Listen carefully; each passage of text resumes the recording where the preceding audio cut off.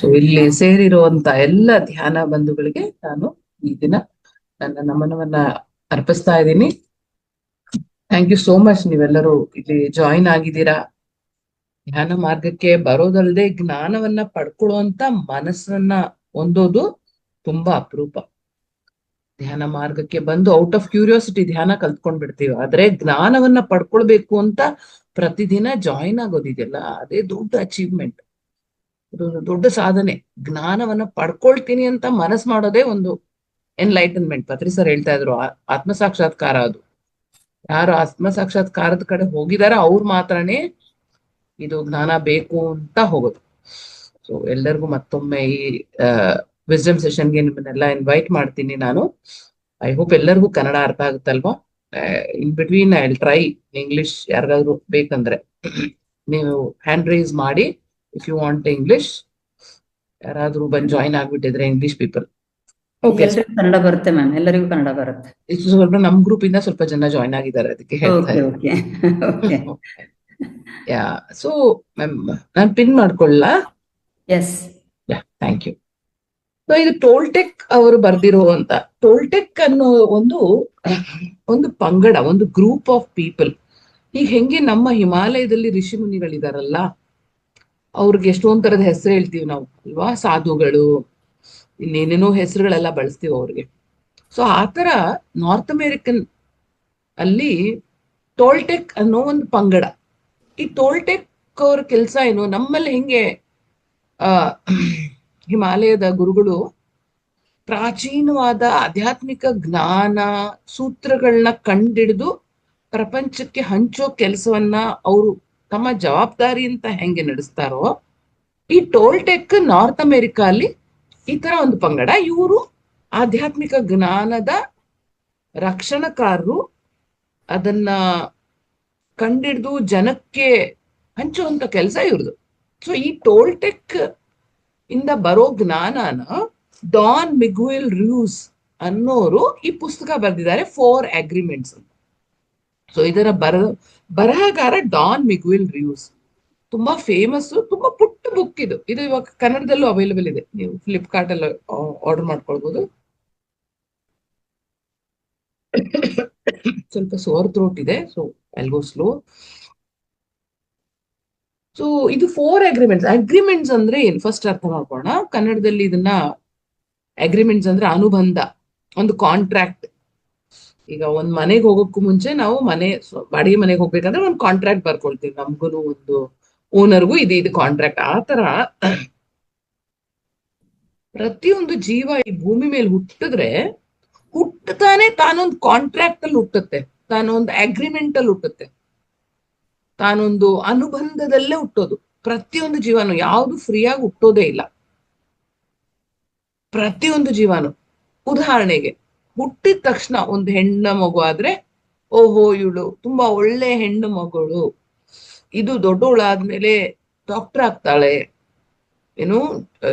Engineer ಆಗ್ತಾಳೆ, ಸಂಸಾರವನ್ನ ತುಂಬಾ ಚೆನ್ನಾಗಿ ನೋಡ್ಕೊಳ್ತಾಳೆ ಅಂತ ಅದು ಹುಟ್ಟುವಾಗ್ಲೇ ಅದಕ್ಕೊಂದು ಅಗ್ರಿಮೆಂಟ್, ನಾವು ಕಾಂಟ್ರಾಕ್ಟ್ ಹಾಕಿ ಕೊಟ್ಬಿಡ್ತೀವಿ ನಾವು. ಇದು ಫಾಲೋ ಮಾಡ್ಬೇಕು, ಹೆಣ್ಮಗಳು ಒಳ್ಳೆ ನಡತೆ, ಒಳ್ಳೆ ಗುಣ ಇರ್ಬೇಕು, ಎಲ್ಲರನ್ನ ಕಾಪಾಡ್ಬೇಕು, ಸಂಸಾರವನ್ನ ನೋಡ್ಕೊಳ್ಬೇಕು, ಮಕ್ಕಳನ್ನ ಹೆತ್ಕೊಡ್ಬೇಕು. ಈ ತರ ಪೂರ ಲಿಸ್ಟ್, ರೂಲ್ಸ್ ಒಂದು ಲಿಸ್ಟೇ ಹಾಕಿ ಕೊಟ್ಬಿಡ್ತಾರೆ ಹೆಣ್ಮಗು ಆದ್ರೆ. ಒಂದ್ ಗಂಡ್ ಮಗು ಆದ್ರೆ ಏನಿರ್ಬೋದು ಆ ಲಿಸ್ಟ್, ಯಾರಾದ್ರೂ ಹೇಳ್ಬೋದಾ? ನೀವು ಹ್ಯಾಂಡ್ ರೈಸ್ ಮಾಡಿದ್ರೆ ನಾವು ಮ್ಯೂಟ್ ಮಾಡ್ಕೊಂಡು ಹ್ಯಾಂಡ್ ರೈಸ್ ಮಾಡಿದ್ರೆ, ಗಂಡ್ ಮಗು ಹುಟ್ಟಿದ್ರೆ ನಾವ್ ಏನೇನ್ ಅದಕ್ಕೆ ರೂಲ್ಸ್ ಹಾಕ್ತಿವಿ? ಯಾರು ಶೇರ್ ಮಾಡ್ತೀರಾ? ಹ್ಯಾಂಡ್ ರೈಸ್ ಮಾಡಿ ಮಾಸ್ಟರ್ಸ್, ಅನ್ಮ್ಯೂಟ್ ಮಾಡ್ತಾನೆ ತಮ್ಗೆ. ಯಾರು ಇಲ್ಲ ಅಂದ್ರೆ ನಾನು ಕಂಟಿನ್ಯೂ ಮಾಡ್ತೀನಿ. ಓಕೆ, ಸೊ ಏನಿರ್ಬೋದು? ಒಂದ್ ಗಂಡ್ ಮಗು ಹುಟ್ಟಿದ ತಕ್ಷಣ, ಎಸ್ ಹೇಳಿ ಶಾರದಾ ಪಾಟೀಲ್ ಅವ್ರು, ಹೇಳಿ, ಅನ್ಮ್ಯೂಟ್ ಮಾಡ್ಕೊಳ್ತೀರಾ? ಹೇಳಿ. ನಮಸ್ತೆ ಮೇಡಮ್. ಏನಿರುತ್ತೆ ಅಂದ್ರೆ ಅದನ್ನು ಹಂಗೆ ನೋಡ್ತಿರ್ತೀವಿ, ಚೆನ್ನಾಗಿ ಓದ್ಬೇಕು, ದೊಡ್ಡದಾಗೇನೋ ಒಳ್ಳೆ ದುಡ್ಡು ಬರೋ ಜಾಬ್ ಸೇರ್ಕೋಬೇಕು, ದೊಡ್ಡ ಕಟ್ಟಬೇಕು, ನಮ್ಮನ್ ಚೆನ್ನಾಗ್ ನೋಡ್ಕೋಬೇಕು, ನಮ್ಮನ್ನ ನೋಡ್ಕೊಳ್ಬೇಕು, ಮನೆಯವ್ರನ್ನೆಲ್ಲ ಚೆನ್ನಾಗಿ ನೋಡ್ಕೊಳ್ಬೇಕು. ಆಮೇಲೆ ನೋಡ್ಕೋಬೇಕು. ಆಮೇಲೆ ಹಾ ಈ ತರದ್ ಇರುತ್ತೆ actually. ಅಷ್ಟೇನಾ? ಮದ್ವೆ ಆಗ್ಬೇಕು, ಅವ್ರ ಮಕ್ಕಳನ್ನ ನೋಡ್ಕೊಳ್ಬೇಕು, ಅವ್ರ ಹೆಂಡತಿನ ನೋಡ್ಕೊಳ್ಬೇಕು. ವೇದವತಿ ಹೇಳಿ. Thank you madam. ವೇದವತಿ ಹೇಳಿ ಇನ್ನೇನು ಅದಾದ್ಮೇಲೆ ಒಂದ್ ಹುಡುಗ ಆದ್ರೆ, ಗಂಡ್ ಮಗು ಆದ್ರೆ. ಹೇಳಿ ಮೇಡಮ್, ಮಾತಾಡಿ, ಅನ್ಮ್ಯೂಟ್ ಕೊಟ್ಟಿದ್ದಾನೆ. ವೇದವತಿ ಬಾಯಿ. ವೇದಾವತಿ ಮ್ಯಾಮ್. ಓಕೆ ಬಿಡಿ, ಟೈಮ್ ಕನ್ಸ್ಯೂಮ್ ಆದ್ರೆ ಬಿಡೋದು. ಯಾ ಯಾ ಓಕೆ. ಸೊ ಈ ತರ ನೆವರ್ ಎಂಡಿಂಗ್, ಇದಕ್ಕೆ ಕೊನೆ ಇದೆಯಾ ಈ ತರ? ಕೇಳಿಸ್ತದ? ಹೇಳಿ ಹೇಳಿಪ್ಪ, ಬೇಗ ಹೇಳಿ. ಅದೇ ಮೇಡಮ್, ಅವನು ಒಳ್ಳೆ ಕೆಲ್ಸಕ್ಕೆ ಹೋಗ್ಬೇಕು, ಮದ್ವೆ Same ಆಯ್ತು. ಆಗ್ಬೇಕು, ವಂಶ ಉದ್ಧಾರ ಆಗ್ಬೇಕು, ಹ್ಮ್ ಅಪ್ಪ ಅಮ್ಮನ್ನ ಚೆನ್ನಾಗಿ ನೋಡ್ಕೋಬೇಕು, ಆಮೇಲೆ ಆಮೇಲೆ ಮದ್ವೆ ಆಗ್ಬೇಕು, ಹೆಂಡತಿನ ಚೆನ್ನಾಗಿ ನೋಡ್ಕೋಬೇಕು, ಮಕ್ಕಳು ಚೆನ್ನಾಗಿ ನೋಡ್ಕೋಬೇಕು, ಮನೆ ಕಟ್ಟಬೇಕು. ಮನೆ ಕಟ್ಟಬೇಕು. ಪಾಪ ಪಾಪ ಪಾಪ. ಸರಿ ಆಯ್ತುಪ್ಪ, ಥ್ಯಾಂಕ್ ಯು. ಸೊ ವಂಶೋದ್ಧಾರ, ವಂಶೋದ್ಧಾರ ಅಂತಾರೆ. ಓ ನೆವರ್ ಎಂಡಿಂಗ್, ಎಲ್ಲರೂ ಕೊನೆ ಇದೆಯಾ ಇದಕ್ಕೆ? ಹೋಗ್ಲಿ, ಹೆಣ್ಮಕ್ಳ ಜವಾಬ್ದಾರಿ ಕೊನೆ ಇದೆಯಾ? ಮದ್ವೆ ಅದೇ ನನ್ ಮಕ್ಳು ನೋಡ್ಕೊಂಡೆ, ಅಲ್ಲಿಗೆ ನನ್ ಜವಾಬ್ದಾರಿ ಮುಗೀತಾ? ನಾನೇನ್ ಕಾಂಟ್ರಾಕ್ಟ್ ಬರ್ಸ್ಕೊಂಡ್ಬಿಟ್ಟವ್ರಲ್ಲ, ಹುಟ್ಟುತ್ತಾನೆ ನನ್ ಮೇಲೆ ಒಂದು ಕಾಂಟ್ರಾಕ್ಟ್ ಬರ್ಕೊಂಡಿರ್ತಾರಲ್ಲ, ಇಲ್ಲ, ಕರೆಕ್ಟ್. ಸೊ ಮದ್ವೆ ಆಗಿ ನನ್ ಮಕ್ಳು ನೋಡ್ಕೊಂಡೆ, ಮುಗಿಲಿಲ್ಲ. ನನ್ ಮಗಳಿದ್ರೆ ಮದ್ವೆ ಮಾಡ್ಬೇಕು, ಅವಳ ಫ್ಯಾಮಿಲಿ ನಾನು ನೋಡ್ಕೊಳ್ಬೇಕು. ಮಗನಿಗೆ ಮದ್ವೆ ಮಾಡಿದ್ರ ಮಗನ್ ಫ್ಯಾಮಿಲಿನಿಗೂ ನಾನು ನೋಡ್ಕೊಳ್ಬೇಕು, ಅವ್ರ ಮಕ್ಕಳು ನೋಡ್ಕೊಳ್ಬೇಕು. ಈಗ ನೋಡ್ತಾ ಇದ್ದೀರಾ, ಇದು ತುಂಬಾ ಕಾಮನ್. ಈಗ ನಮ್ಮನೆ ಹಿಂದ್ಗಡೆನೆ ಪಾರ್ಕ್ ಇದೆ, ಪಾರ್ಕಲ್ಲಿ ಎಲ್ಲಾ ವಯಸ್ಸಾದವ್ರು ಬರ್ತಾರೆ, ಅವ್ರವ್ರು ಮಾತಾಡ್ಕೊಳ್ತಾ ಇರ್ತಾರೆ, ಸಾಯೋ ತನಕ ಮುಗಿಯೋದಿಲ್ಲ. Super, correct Shashikala madam, correct. ಇಲ್ಲಿ ಪಾರ್ಕಲ್ಲಿ ಹೆಣ್ಮಕ್ಳು ಮಾತಾಡ್ಕೊಳ್ತಾ ಇರ್ತಾರೆ ವಯಸ್ಸಾದವರೆಲ್ಲ. ಎಲ್ಲರಿ ನನ್ ಮಗಳು ಕೆಲ್ಸಕ್ಕೆ ಹೋಗ್ಬಿಡ್ತಾಳೆ, ಅವಳು 2 ಮಕ್ಕಳನ್ನ ನಮ್ಮ ಮನೇಲಿ ತಂದು ಬಿಡ್ತಾಳೆ, ನಮ್ಮ ಮಗಾನು ಕೆಲ್ಸಕ್ಕೆ ಹೋಗ್ಬಿಡ್ತಾನೆ, ನಮ್ ಸೊಸೆನು 2 ಮಕ್ಳು ತಂದು ಬಿಡ್ತಾರೆ, ಇವ್ರ 4 ಜನನ್ನ ನಾನ್ ನೋಡ್ಕೊಳ್ಬೇಕು, ಅವ್ರಿಗೆ ಟ್ಯೂಷನ್ ಬಿಡ್ಬೇಕು, ಕರ್ಕೊಂಡ್ಬರ್ಬೇಕು, ಯೋಗ ಕ್ಲಾಸ್ ಬಿಡ್ಬೇಕು, ಕರ್ಕೊಂಡ್ಬರ್ಬೇಕು. ನನಗೆ ಮುಗಿಯೋದೇ ಇಲ್ಲ. ಯಾವಾಗ ಮುಗಿಯುತ್ತೆ ಇದು? ಯಾವಾಗಾರು ಮುಗಿಯೋ ತರ ಕಾಣಿಸ್ತಾ ಇದೆಯಾ? ಇದ್ರ ಬಗ್ಗೆನೆ ಟೋಲ್ಟೆಕ್ ಹೇಳ್ತಾರೆ. ಹುಟ್ಟೋ ಮಗುಗೆ ಇದೊಂದು ದೊಡ್ಡ ಕಾಂಟ್ರಾಕ್ಟ್, ಅಗ್ರಿಮೆಂಟ್. ಹೇಳ್ದೆ ಕೇಳ್ದೆ ಸೊಸೈಟಿ ಒಂದು ಅಗ್ರಿಮೆಂಟ್ ಬರ್ಕೊಂಡ್ ಬಿಡುತ್ತೆ. ಆ ಅಗ್ರಿಮೆಂಟ್ಗೆ ಎಲ್ಲರೂ ಅಗ್ರಿಮೆಂಟ್ಗೆ ಒಳಗಡೆ ಬಂದ್ಬಿಡ್ತೀವಿ. ಯಾರಿಗಾದ್ರೂ ಓಕೆ, ಒಂದ್ ನಿಮಿಷ,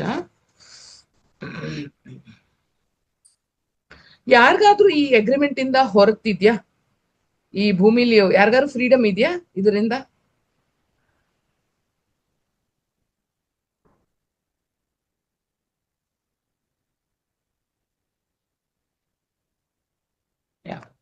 ಯಾರಿಗೂ ಅಜ್ಜಿ ಆದ್ಮೇಲೂ ಜವಾಬ್ದಾರಿ ಹೆಚ್ಚುತ್ತೆ. Very good, correct.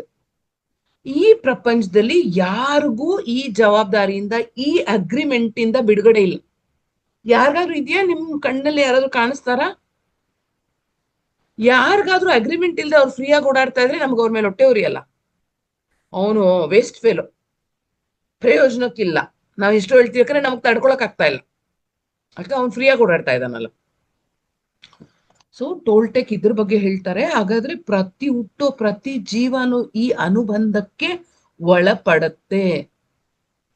ಯಾರಿಗಾದ್ರೂ ಆಸೆ ಇದೆಯಾ ಈ ಅಗ್ರಿಮೆಂಟ್ ಇಂದ ಹೊರಗೆ ಬಂದು ಬದುಕಬೇಕು, ಫ್ರೀಯಾಗಿ ಮುಕ್ತವಾದ ಜೀವನ ನಡೆಸ್ಬೇಕು, ಯಾವುದೇ ಕಾಂಟ್ರಾಕ್ಟ್ ಇರ್ಬೇಡ್ದು, ನಾನು ಯಾವ್ದು ಅಗ್ರಿಮೆಂಟ್ ಇರ್ಬೇಡ್ದು, ಪ್ರೀತಿಯಿಂದ ಮಾಡ್ತೀನಿ, ಆಸೆ ಇಷ್ಟ ಇದ್ದು ಮಾಡ್ತೀನಿ, ಆದ್ರೆ ಫೋರ್ಸ್ ಇಲ್ಲ ಅಂತ ಯಾರಿಗಾದ್ರೂ ಆಸೆ ಇದೆಯಾ? Yes Sharada Patil, yes madam.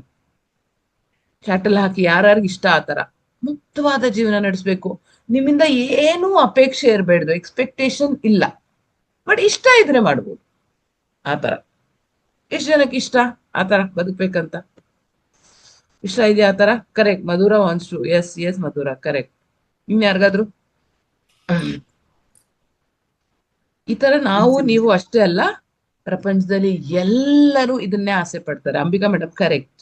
ಎಲ್ಲರಿಗೂ ಆಸೆ ಇದೆ ಈ ಮುಕ್ತವಾದ ಜೀವನವನ್ನ ನಡೆಸ್ಬೇಕು, ಯಾವುದೇ ಅಪೇಕ್ಷೆ ಇಲ್ದಲೆ, ಯಾವುದು ಬಂಧನವಿಲ್ದಲೆ, ಬರೀ ಪ್ರೀತಿಯನ್ನು ಬಂಧನ ಇರ್ಬೇಕು, ಪ್ರೀತಿಗಷ್ಟೇ ನಾವು ಬಂಧರಾಗಿರ್ಬೇಕು. ಅದು ಬಂಧನ ಅಲ್ಲ, ಇಷ್ಟಪಟ್ಟು ಕೊಡ್ತೀನಿ, ಇಷ್ಟಪಟ್ಟು ಮಾಡ್ತೀನಿ, ಫೋರ್ಸ್ಫುಲ್ ಇಲ್ಲ. ನೀನ್ ಹೆಣ್ಣು, ನೀನ್ ಇದೆಲ್ಲ ನೋಡ್ಕೊಳ್ಬೇಕು, ಇದು ನೋಡ್ಕೊಳ್ಬೇಕು, ಇದು ನೋಡ್ಕೊಳ್ಬೇಕು, ಮಕ್ಕಳು ಮದುವೆ ಮಾಡ್ಬೇಕು, ಅವ್ರ ಮಕ್ಕಳನ್ನು ನೀನ್ ನೋಡ್ಕೊಳ್ಬೇಕು. ಯಾವಾಗವ್ರಿಗೂ? ಕೊನೆ ಬೆಡ್ ಮೇಲೆ ಹೋಗಿ ಮಲ್ಕೊಳ್ಳೋವರ್ಗು. ಯಾವ ನ್ಯಾಯ ಇದು? ಅದಕ್ಕೆ ಔಟ್ ಬರ್ತೀವಿ ಭೂಮಿ ಮೇಲೆ ನಾವು. ಯೋಚನೆ ಮಾಡಿ ಒಂದ್ ನಿಮಿಷ. ಇದ್ರ ಬಗ್ಗೆ ಟೋಲ್ಟೆಕ್ ಮಾತಾಡ್ತಾ ಇದ್ದಾರೆ. ಹೇಳ್ತಾರೆ ಪ್ರತಿಯೊಂದು ಜೀವನು ಈ ತರ ಒಂದು ಅನುಬಂಧಕ್ಕೆ ಕಟ್ಟು ಬಿದ್ಬಿಟ್ಟಿದೆ. ಹಾಗಾದ್ರೆ ಇದರಿಂದ ಹೊರಗಡೆ ಹೆಂಗಪ್ಪ ಬರೋದು? ಹೊರಗಡೆ ಬರೋಕ್ಕೆ ಅವರು 4 ಫಾರ್ಮುಲಾ ಹೇಳ್ತಾರೆ. 4 ಫಾರ್ಮುಲಾ. ಈ ಒಪ್ಪಂದದಿಂದ ಹೊರಗ್ ಬರಕ್ಕೆ ಆಸೆ ಪಡೋರು ಈ 4 ಫಾರ್ಮುಲಾನ ಫಾಲೋ ಮಾಡ್ಬೇಕು. 4 ಅಗ್ರಿಮೆಂಟ್ಸ್. ಈ 4 ಒಪ್ಪಂದಗಳನ್ನ ನಿಮಗ್ ನೀವು ಹಾಕೊಂಡ್ರೆ ಬೇರೆ ಎಲ್ಲ ಪ್ರಾಪಂಚಿಕ ಸಾಮಾಜಿಕ ಒಪ್ಪಂದಗಳಿಂದ ನೀವು ಹೊರಗ್ ಬಂದ್ಬಿಡ್ತೀರಾ ಅಂತ ಟೋಲ್ಟೆಕ್ ಹೇಳಿರುವಂತ ಜ್ಞಾನನ ಡಾನ್ ರಿಯೂಸ್ ಅವರು, ಮಿಗ್ವೆಲ್ ರಿಯೂಸ್ ಅವರು ಒಂದು ಪುಸ್ತಕದ ರೂಪದಲ್ಲಿ ಹೇಳಿದ್ದಾರೆ. ಇದು ನಾನು ನಿಮ್ಗೆ ಒಂದು ಸಾರಾಂಶ ಕೊಡ್ಲಿಕ್ಕೆ ಅಷ್ಟೇ ಸಾಧ್ಯ. 45 ನಿಮಿಷದಲ್ಲಿ ನೀವೆಲ್ಲರೂ ಪುಸ್ತಕ ತಗೊಂಡು ಓದ್ಬೇಕು. ಎಷ್ಟು ಜನ ಓದಿದ್ದೀರಾ 4 ಅಗ್ರಿಮೆಂಟ್ಸ್? PMC ಹಿಂದಿ, PMC ಕನ್ನಡದಲ್ಲೆಲ್ಲ ಇದೆ ಇದ್ರದ್ದು ಸೆಷನ್ಸ್. ಸೊ ಮೊದಲನೇ ಅಗ್ರಿಮೆಂಟ್ ಹೋಗೋಣ. ಮೊದಲನೇ ಅಗ್ರಿಮೆಂಟ್ ಹೇಳುತ್ತೆ, okay, be impeccable. Be impeccable in how you speak ಅಂತ ಹೇಳುತ್ತೆ. ಇಂಪೆಕ್ಕಬಲ್ ಅಂದ್ರೆ ಪಾಪರಹಿತವಾದ ಮಾತುಗಳು ನಿಮ್ಮದಾಗಿರ್ಬೇಕು. ವಾಕ್ಕ್ಷೇತ್ರದ ಬಗ್ಗೆ ಪತ್ರಿಸ ತುಂಬಾ ಮಾತಾಡಿದ್ದಾರೆ. ತಲೆಯಲ್ಲಿ ಏನು ಓಡ್ತಿದೆ ಅದು ಬೇಡ ನನಗೆ.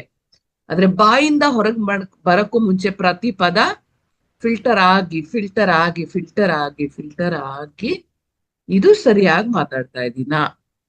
4 ಫಿಲ್ಟರ್ ಆಗ್ಬೇಕಂತೆ. Is it necessary? ಇದು ಬೇಕಾ? ಮಾತಾಡೋದು ಅವಶ್ಯಕತೆ ಇದೆಯಾ ಅಂತ 1 ಫಿಲ್ಟರ್ ಹಾಕೋಬೇಕು. ಎರಡನೇದು, ಇದು ಸರಿನಾ? ಇದು ಸತ್ಯನಾ? ಇಸ್ ಇಟ್ ಟ್ರೂತ್ ಅಂತ 2ನೇ ಫಿಲ್ಟರ್ ಹಾಕೊಳ್ಬೇಕಂತೆ.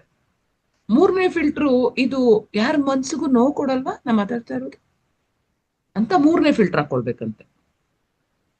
4ನೇ ಫಿಲ್ಟರು, ನಾ ಹೇಳ್ತಾ ಇರೋ ಅವ್ರಿಗಾದ್ರು ಇದು ಪ್ರಯೋಜನ ಇದೆಯಾ? ಇದರಿಂದ ನಮ್ಮಿಬ್ರಿಗೂ ಪ್ರಯೋಜನ ಇದೆಯಾ?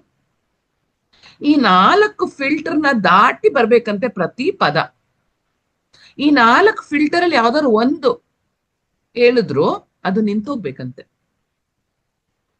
ಒಂದು ಫಿಲಂ ಬಿಡುಗಡೆ ಮಾಡ್ಬೇಕಂದ್ರೆ ಫಿಲಂ ಪ್ರೊಡ್ಯೂಸರ್ ಡೈರೆಕ್ಟರ್ ಏನ್ ಮಾಡ್ತಾರೆ? ಇಷ್ಟುದ್ದ ತೆಗ್ದಿರ್ತಾರ ಅವ್ರ ಪಿಕ್ಚರು, ಅದನ್ನ ರಿಲೀಸ್ ಮಾಡ್ತಾರ ಥಿಯೇಟರ್ ಅಲ್ಲಿ. ಎಡಿಟ್ ಮಾಡಿ ಇವ್ರೊಂದ್ಸಲಿ ನೋಡಿ, ಅವ್ರೊಂದ್ಸಲಿ ನೋಡಿ, ಮತ್ತೆ ಎಡಿಟ್ ಮಾಡಿ ಯಾವ್ಯಾವ್ದು ಬೇಡ ತೆಗತಿ ಇಷ್ಟು ಪ್ಯೂರ್ ಆಗಿರೋ ಫಿಲಮ್ನ ರಿಲೀಸ್ ಮಾಡ್ತಾರೆ. ಯಾವ್ದು ಸೆನ್ಸರ್ಗೆ ಪ್ರಾಬ್ಲಮ್ ಆಗ್ಬೇಡ್ದು, ಮಕ್ಕಳಿಗೆ ಪ್ರಾಬ್ಲಮ್ ಆಗ್ಬೇಡ್ದು, ಎಲ್ಲ ನೋಡಿ ಕಟ್ ಮಾಡಿ ರಿಲೀಸ್ ಮಾಡ್ತಾರೆ. ಆ ತರ ನಮ್ಮಪ್ಪ ತಲೆಯಲ್ಲಿ ಏನ್ ಓಡ್ತಿದೆ ಅದೆಲ್ಲೂ ಹೊರಗಡೆ ಬರ್ಬೇಕಾಗಿಲ್ಲ. ಫಿಲ್ಟರ್ ಮಾಡಿ, ಎಡಿಟ್ ಮಾಡಿ, ಏನು ಈ 4 ಫಿಲ್ಟರ್ ಇಂದ ಹೊರಗಡೆ ಬರುತ್ತೋ ಅದನ್ನ ಮಾತ್ರ ಮಾತಾಡ್ಬೇಕು ಅಂತ ಹೇಳ್ತಾರೆ. ಬಿ ಇಂಪೆಕ್ಕಬಲ್. ಇಂಪೆಕ್ಕಬಲ್ ಅಂದ್ರೆ ನಮ್ಮ ಪದಗಳು ಪಾಪರಹಿತವಾಗಿ ಇರ್ಬೇಕು. ಪ್ರತಿಯೊಂದು ಪದನು ಒಬ್ರ ಜೀವನವನ್ನ ಬೆಳೆಸುತ್ತೆ ಅಥವಾ ಅಳಿಸಿ ಹಾಕ್ಬಿಡುತ್ತೆ. ನಾವು ಯೋಚನೆ ಮಾಡ್ಬೇಕು, ನಾವು ಮಾತಾಡ್ತಾ ಇರುವಂತ ಪದದಿಂದ ಒಂದು ಜೀವನ ಬೆಳೆಯುತ್ತಾ ಅಳಿಸಿ ಹೋಗುತ್ತಾ? ಈ ಬೆಳೆಸುವಿಕೆಯಲ್ಲಿ ನಾವು ಒಂದು ಪಾಲುದಾರರಾಗ್ತೀವ, ಈ ಅಳಿಸುವಿಕೆಯಲ್ಲಿ ನಾವು ಒಂದು ಪಾಲುದಾರರಾಗ್ತೀವ? ಇದರ ಅರಿವು ನಮ್ಗಿರ್ಬೇಕು. ಉದಾಹರಣೆಗೆ, ಒಂದು ಹೆಣ್ಮಗು ಹಾಡು ಹೇಳ್ತಾ ಇದೆ, ಚಿಕ್ಕ ಹೆಣ್ಮಗು ಹಾಡು ಹೇಳ್ತಾ ಇದೆ, ಆಟ ಆಡ್ತಾ ಪಾಠ ಆಡ್ತಾ. ನಾವ್ ಮನೇಲಿರೋ ತಾಯಿನೋ ಮನೇಲಿರೋ ಅಕ್ಕ ತಂಗಿಯರು ಯಾರೋ ಏನ್ ಹಾಡು ಹೇಳ್ತಾ ಇದೆ, ಎಷ್ಟು ಕೆಟ್ಟದಾಗ ಆಡ್ತಾ ಇದೆ, ನಿಲ್ಸ್ ನೀನು ಅಂತ ಹೇಳಿದ್ರೆ ಆ ಮಗುವಿನ ಮನಸ್ಸು ಮೇಲೆ ಏನು ಪ್ರಭಾವ ಬೀಳುತ್ತೆ? ಚೆನ್ನಾಗಿರತ್ತಾ? ಮಗು ಇನ್ಮೇಲೆ ಹಾಡುವಂತ ಪ್ರಯತ್ನ ಮಾಡುತ್ತಾ?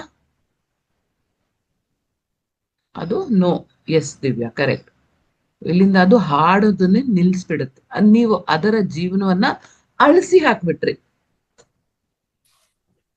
ಅದೇ ನಾವು ಒಂದು ಒಳ್ಳೆ ಪದ ಹೇಳಿದ್ರೆ, ಎಷ್ಟು ಚೆನ್ನಾಗಿ ಹಾಡ್ತಾ ಇದ್ಯಾ, ಈ ತರ ಹಾಡು ನೋಡೋಣ, ಈ ಹಾಡು ಬರುತ್ತಾ ನಿಂಗೆ ನೋಡು ಅಂತ ಹೇಳಿದ್ರೆ ಆ ಪದ, ನಮ್ಮ ಪದ ಅದರ ಜೀವನವನ್ನ ಬೆಳೆಸ್ತಾ ಇತ್ತು. ಮುಂದೆ ತಾನೊಂದು ಒಳ್ಳೆ ಗಾಯಕಿ ಆಗುವಂತ, ಒಳ್ಳೆ ಗಾಯಕಿ ಬೇಡ, ಅಥವಾ ಗಾಯನವನ್ನ ಸಂಗೀತವನ್ನ ಅಪ್ರಿಶಿಯೇಟ್ ಮಾಡುವಂತ ಒಂದು ಜ್ಞಾನ ನಾವು ಕೊಡ್ತಾ ಇದ್ವಿ ಅದಕ್ಕೆ, ಅಲ್ವಾ? ಸೊ ಹೇಳ್ತಾರೆ ಟಾಲ್ಟೆಕ್ ಇಲ್ಲಿ, ನೀವು ವೈಟ್ ಮ್ಯಾಜಿಷಿಯನ್ ಆಗ್ಬೇಕು, ಜೀವನವನ್ನ ಬೆಳೆಸ್ಬೇಕು. ಬ್ಲ್ಯಾಕ್ ಮ್ಯಾಜಿಷಿಯನ್ ಆಗ್ಬೇಡದು, ಜೀವನವನ್ನ ಅಳಿಸುವಂತವ್ರು ಆಗ್ಬೇಡ. ಸೊ ನಮ್ಮ ಪದ ಏನು ಬರ್ತಾ ಇದೆ ಬಾಯಿಂದ, ಅದು ತುಂಬಾ ಅರಿವಿನಿಂದ ಬರಬೇಕು ಹೊರಗಡೆ ಅಂತ ಹೇಳ್ತಾರೆ. ಇದು ಬಿ ಇಂಪೆಕಬಲ್. ಮತ್ತೆ ನೀವು ನೋಡಿ, ಈ ಭೂಮಂಡಲದಲ್ಲೇ ಮಾತು ಅನ್ನುವಂತ ಒಂದು ಚಮತ್ಕಾರ ಯಾವ ಜೀವಿಗೆ ಬಂದಿದೆ? ಬೇರೆ ಯಾವ್ದಾದ್ರು ಜೀವಿ ಮಾತಾಡುತ್ತಾ? ಅಫ್ಕೋರ್ಸ್ ಗಿಳಿ ಏನೋ ಈ ನಡುವೆ ಸ್ವಲ್ಪ ಸ್ವಲ್ಪ ಮಾತಾಡ್ತಾ ಇದೆಪ್ಪ, ಅದು ಬಿಟ್ರೆ ಬೇರೆ ಯಾವ್ದಾದ್ರು ಜೀವಿ ಮಾತಾಡುತ್ತಾ? ಮನುಷ್ಯನಿಗೆ ಇಂಥ ಒಂದು ಅದ್ಭುತವಾದ ಚಮತ್ಕಾರಿಕವಾಗಿರುವಂತ ಒಂದು ಒಂದು ಕೆಪಾಸಿಟಿ, ಒಂದು ಕ್ಷಮತೆ ನಮಗೆ ಈ ಬ್ರಹ್ಮಾಂಡ ಕೊಟ್ಟಿದೆ. ಇಂಥ ಒಂದು ಚಮತ್ಕಾರವನ್ನ ನಾವು ಹೆಂಗ್ ಬಳಸ್ಬೇಕು?